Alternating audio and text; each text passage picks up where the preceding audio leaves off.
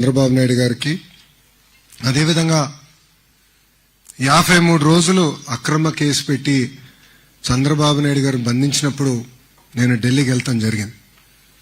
నాకు అండగా నిలబడి నేనున్నానని ఒక తమ్ముడుగా నాతో నిలబడిన గౌరవనీయులు రామ్మోహన్ నాయుడు గారికి,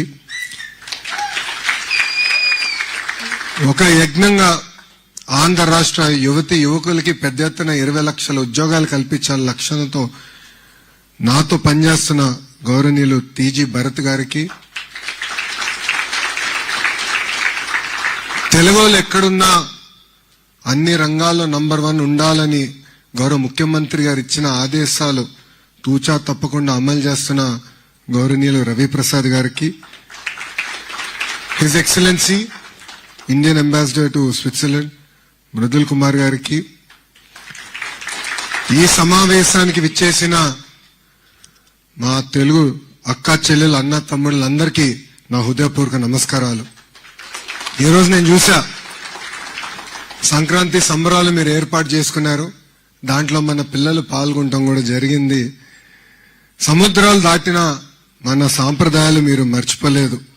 తెలుగుతనాన్ని తెలుగు సాంప్రదాయాల్ని కాపాడిన ఇక్కడున్న తెలుగు వాళ్ళందరికీ నా హృదయపూర్వక నమస్కారాలు. జ్యూరిక్లను ఎప్పుడు చూస్తా తెలుగు వాళ్ళు జోష్ ఎదురుపోతుంది. జర్మనీ నుంచి వచ్చిన వారు ఉన్నారు, డెన్మార్క్ నుంచి వచ్చిన వారు ఉన్నారు, స్విట్జర్లాండ్ లో కూడా ఉన్నారు. సుమారుగా 20 దేశాల నుంచి ఈరోజు గౌరవ ముఖ్యమంత్రి శ్రీ నారా చంద్రబాబు నాయుడు గారు కలిసేదానికి మీరందరూ పెద్ద ఎత్తున ఈ కార్యక్రమాల్లో పాల్గొనడం జరిగింది. గౌరవ ముఖ్యమంత్రి గారు మా అందరికి ఒక విషయం చెప్పారు.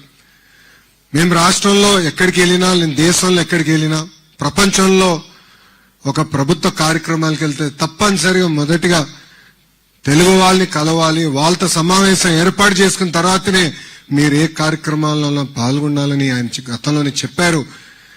మాతో చేపిస్తే కాకుండా ఒక ఆదర్శంగా నిలబడి అధికారంలోకి వచ్చిన తర్వాత వరల్డ్ ఎకనామిక్ ఫోరంలో రెండోసారి పాల్గొనేదానికి వచ్చినప్పుడు జ్యూరిక్ లో ఉన్న తెలుగు వాళ్ళందరినీ కలిసేదానికి గౌరవ ముఖ్యమంత్రి గారు ఈ సమావేశం ఏర్పాటు చేస్తాం జరిగింది.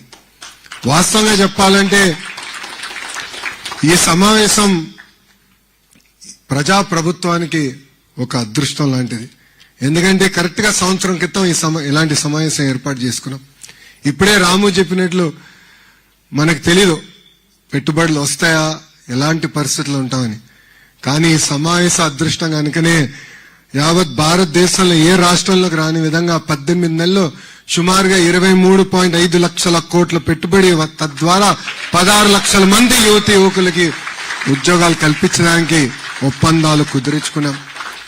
పెద్దలు చెప్పినట్లు భారతదేశంలో 100 రూపాయలు పెట్టుబడి వస్తే దాంట్లో 25.3 రూపాయలు ఈరోజు ఆంధ్ర రాష్ట్రానికి వస్తుందంటే, నంబర్ 1 లో ఉన్నామంటే దానికి కారణం మన గౌరవ ముఖ్యమంత్రి శ్రీ నారా చంద్రబాబు నాయుడు గారు.